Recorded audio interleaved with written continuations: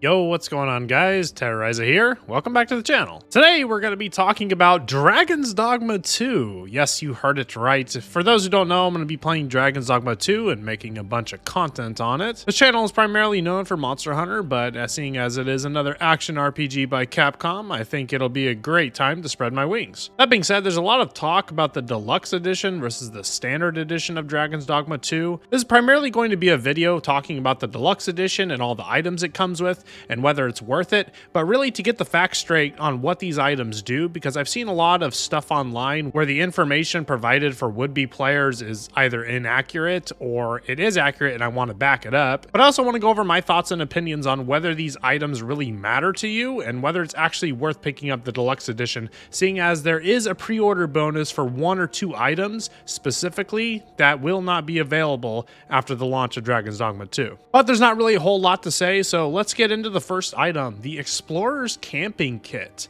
Now, a lot of people are confused about this one in particular, whether it's a skin, whether it's its own camping kit. There are other camping kits that you can obtain and buy in the game. While it isn't a layered armor type deal for Monster Hunter or just a cosmetic to change your camping kit's look, this camping kit actually, I believe, comes with a lower weight than the other camping kits that you can obtain in game. So you will get this, and it also makes it available for purchase at the in-game stores. It shouldn't really be that big of a problem in general. Mostly, I think it really does boil down to cosmetics, and this one just might be one of the better looking ones in the game. But before we have our hands on the game, we actually do not know for sure. Next up, and my favorite probably, is you get the ability to change the in-game music to the original Dragon's Dogma music. This is a very nice addition. I think that this should be a standard in a lot of deluxe editions going forward. While I am not a big fan of deluxe editions being a whole $10 more, but you only get a couple trinkets usually involved with them, I gotta say with a lot of remakes that are coming out these days, they usually include the original soundtracks from original games. And while this isn't a remake, this is an actual sequel to Dragon's Dogma 2.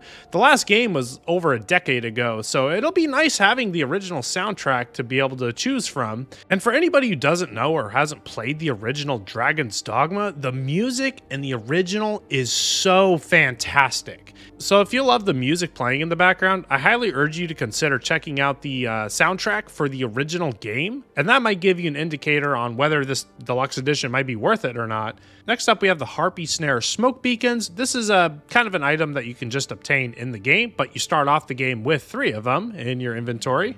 The description reads that it emits a scent enticing to harpies, and when lit in certain locations, harpies within the range will flock nearby. So without seeing this item used too much as well, it does seem to draw in harpies, which are kind of an annoying creature in the original Dragon's Dogma, honestly. But apparently they can also be latched onto to get to different areas. And from the footage we've seen in this game in particular, we have noticed that there are areas that might be hard to get to. And so this might be a way to get to certain areas and secret areas, maybe at a vertical height where we can't reach it normally. But this is a consumable item that is available for purchase at the in-game shops. So not too important here. Next up, we have the Heartfelt Pendant. As a lot of you already know, and some of you may not, romance was actually an option in the original Dragon's Dogma. While it wasn't explored to the depths that it is today in modern gaming, Dragon's Dogma 2 will probably be taking a bigger approach when it comes to the romance in this game, seeing how it is a sequel and even 10 years later. But this is an item that can be offered as a gift, and it deepens the bond between the giver and the receiver. So this might be extremely handy if you want to progress the relationship a bit early or to get a jump start on it and your playthrough of Dragon's Dogma 2. As far as I'm aware, there has been no info stated as to whether this is an item that can be obtained in-game or at least purchased at shops. So it might be a nice, worthwhile item to pick up if you are getting the Deluxe Edition. But if this was the focus of you getting the Deluxe Edition in general, it probably isn't too important, I would think. It just seems to be an item that speeds up a little bit of progression like most Deluxe Edition items come with these days.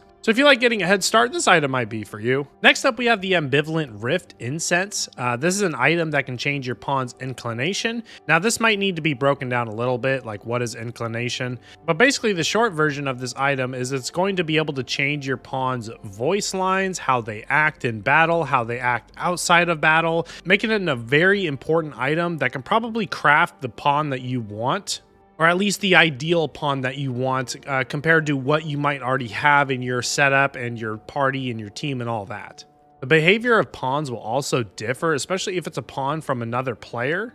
I don't believe this is going to be the only way to obtain this item. I can't really see Capcom not allowing this item in the game besides in the Deluxe Edition. This seems to be a very important item to shape a pawn to your liking, and so if that is something that really interests you, this might also be worth it. Next up, we have a makeshift jail key.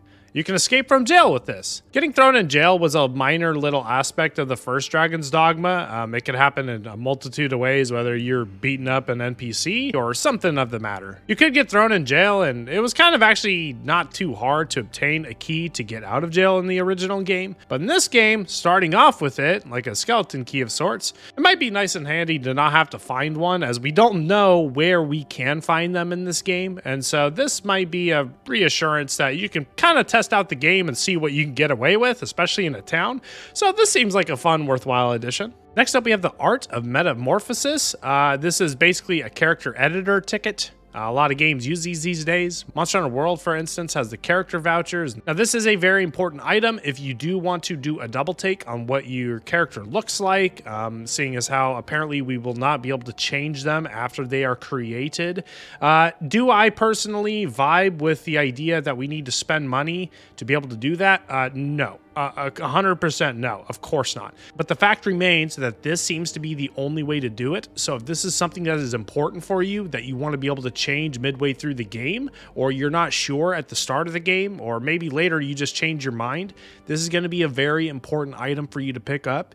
And so if you're starting the game from scratch and you are not sure, this also might be a worthwhile addition. But as I said before, I don't really stand by these types of items in these games, so the choice, I believe, is up to the player. Next up, we have the Wake Stone. Wake Stones in the original game were basically an extra life. If you fell in combat, this would be a way to awaken immediately in the battle that you were in. This is just another consumable item like the Harpy Snare smoke beacons. This is an item that is definitely going to be obtainable in the game in a lot of different areas. This shouldn't be too much of an issue, I believe, to start with a Wake Stone. I think this is just kind of an extra goodie that they tucked in here. It might be a more valuable item in the game, so that might be the reason why it is included in this edition. There should be another use for the Wake Stone, however. There are going to be in-game events where towns can literally be attacked by monsters, so an NPC could die in those situations, and you could also use it there. You could also use it on a pawn that dies or anything like that. It's not just for your player character. Next up, we have 1,500 Rift Crystals. Rift Crystals were used in the original game to obtain pawns that were higher level than yours. A pawn that is a higher level than yours, for example, a pawn from another player who is a lot further into the game, if you want to be able to hire them, you'd have to pay Rift Crystals as a currency. So to be clear, Rift Crystals are not a special currency that you're going to need to buy. It's not like some kind of gotcha mechanic. It's not a way of Capcom squeezing you for the money that you got. Rift Crystals are completely obtainable in the game themselves. I believe this is just a way to start your journey with some extra Rift Crystals in your bag. 1,500 Rift Crystals going by the original currency in the original game, and some stuff that we've seen for this game is not really actually a whole lot. It's not really worth the money that you'd be putting toward the Deluxe Edition in terms of its value in the game. As like I said, you can obtain it anywhere. It's like the Wake Stones, the Harpy Snare smoke beacons. It's just an extra little item that you're going to start the journey with, making a little bit of a difference maybe later on. That's it for all the normal items that you can obtain with this edition. Let's take a look at the pre-order bonuses though. There seem to only be 2 pre-order bonuses, just some extra goodies if you pre-order the game before the 22nd of March. But the first one is the Superior Weapons Quartet, a boon in early battles, it says. These seem to be some super cool looking golden weapons that you could use as your starting vocation. This apparently is going to be a weapon that has better stats than the original gear you could start with, or might tide you over for a fair ways into the beginning of the game. But these are weapons that are sure to be outclassed as you progress through the game. So this is another item that starts you off with an extra boost at the beginning of the game. Not too worth it in my opinion. The gold on the weapons, however, is really cool. I really love the cosmetics of it, but seeing as how we do not have the option of layered weapons like from Monster Hunter in this game, this might not be a worthwhile addition, as you cannot take this gold and apply it to another weapon. And for the second and the only other pre-order bonus, we have the Ring of Assurance, an adventurer's safeguard. I looked everywhere online.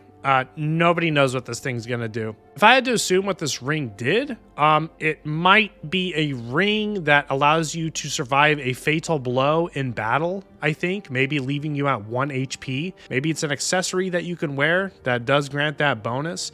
We do see at the bottom right of this image, note the above bonus may also be available later. So it seems like we might have access to this later in the game, or maybe through a patch that they're going to implement. This is not a ring though that we might be able to get in the starting version of the game. But yeah, as for whether we're going to be able to obtain that or not, it sounds like Capcom isn't even sure, or they're going to let us know at a later date. Now, personally, I'm probably going to be picking up the Deluxe Edition. I'm going to talk about why here in a second. But first, I want to clarify that me picking it up doesn't really mean it's the right choice for everybody listening or watching. I believe it's entirely up to you whether these extra little goodies are worth it, in your opinion. Personally, I don't actually think the Deluxe Edition is worth it for the general player base. I do, however, think it is worth it for those who want that camping set, for instance. Maybe it's a better looking camping set than the other ones in the game. Or if you're a big fan of the original Dragon's Dogma music and the sound collection, the ability to be able to customize the songs in the game and have access to the original soundtrack is going to be so awesome. Of course, I am excited to hear the new music in Dragon's Dogma 2, but as I progress into the game and I want to change things up, maybe I can change it to one of the favorites that I fell in love with way back when the first game came out. That alone is worth it for me. Like I said, everybody has a different opinion. What is nice is, like for me, for example, I'm going to be picking up the Deluxe. I'm going to get that as my main incentive, but then I'm going to get some extra goodies along with it, like the ability to change my character's appearance and stuff like that. I don't think that should be a thing, but it is, unfortunately. We'll also get some extra items, the Heartfelt Pendant. If I find a waifu that I just fall in love with real quick. A lot of the goodies here, they're goodies. I say that word for a reason. Goodies, they're nice to have. It's not necessary whatsoever. But that's going to wrap up this video for Dragon's Dogma 2, you guys. Are you picking up Dragon's Dogma 2? Are you considering the Deluxe Edition after watching this video? And do you think the Deluxe Edition is actually worth it for the general player base? Please let me know in the comments down below. I think Deluxe Editions are something that a lot of the player base doesn't really care for, and I want to see if any of the items here actually made an impact on you as to whether you'd want it or not. But that's it for today, guys and gals. We have more Dragon's Dogma 2 content on the way for the channel. I hope to see you soon. This has been Terroriza, and I'll catch y'all in the next one. Peace!